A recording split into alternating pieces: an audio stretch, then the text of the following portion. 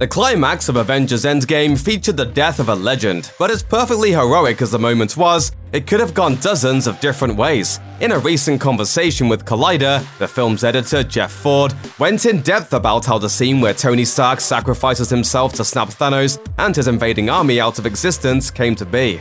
It's a fascinating deep dive into the genesis of an unforgettable scene, and also an interesting and humorous look at Downey's process. Ford is the longtime editor for Endgame co-directors Joe and Anthony Russo, and he's made himself a Marvel icon, with one contribution to the Infinity Saga-culminating film. It was he who put Stark's last words into his mouth, when he suggested that the Armored Avengers retort to Thanos' declaration, "I am inevitable," should mirror the statement he made to the world at the conclusion of the inaugural entry into the Marvel Cinematic Universe.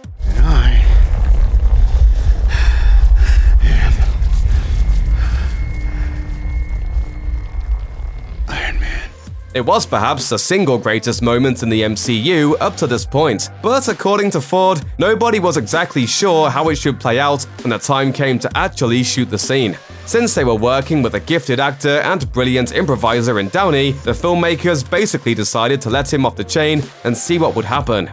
Ford told Collider, "When we were putting together the end of the movie, when we shot Tony's last moment, we shot a bunch of different options. Robert had different ideas. We gave him space to do that. Joe and Anthony are great about improv. We shot a run of different performances for that last moment. Some of them were crazy. Some of them we would never have used." Of course, like everyone else, the interviewer wanted to know more about those crazy left-field takes that never could have made it into the movie. But Ford declined to get too specific, citing a desire not to, quote, peel back the curtain on Downey's process too much. But what he did have to say sounds on brand for RDJ, of course. "It makes us love the actor even more," Ford dished. "Some of them were jokes. Some of them were obscenities. Some of them were completely emotional, raw, insane things that he was doing. And some of them were combinations of all three of those things.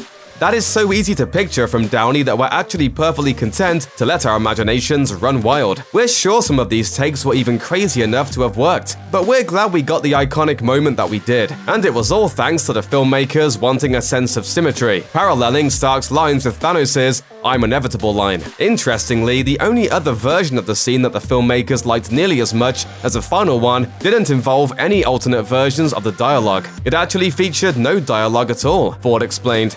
In one version, Thanos and Stark didn't say anything. Thanos had the gauntlet. He looked at him like, "I got you." Snapped, looked, couldn't believe it. Turned to Tony. Tony raised his hand and snapped. It was beautiful. It worked really, really well.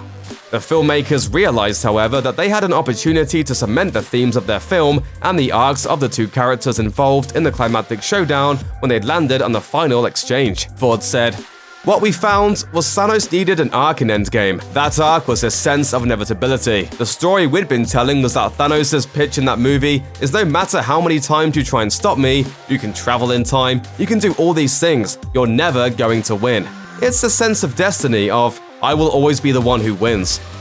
Ford went on to say that by having Thanos invoke that sense of destiny at the crucial moment, only to meet his defeat, the filmmakers drove home the true theme of Endgame, that destiny will always land on the side of right.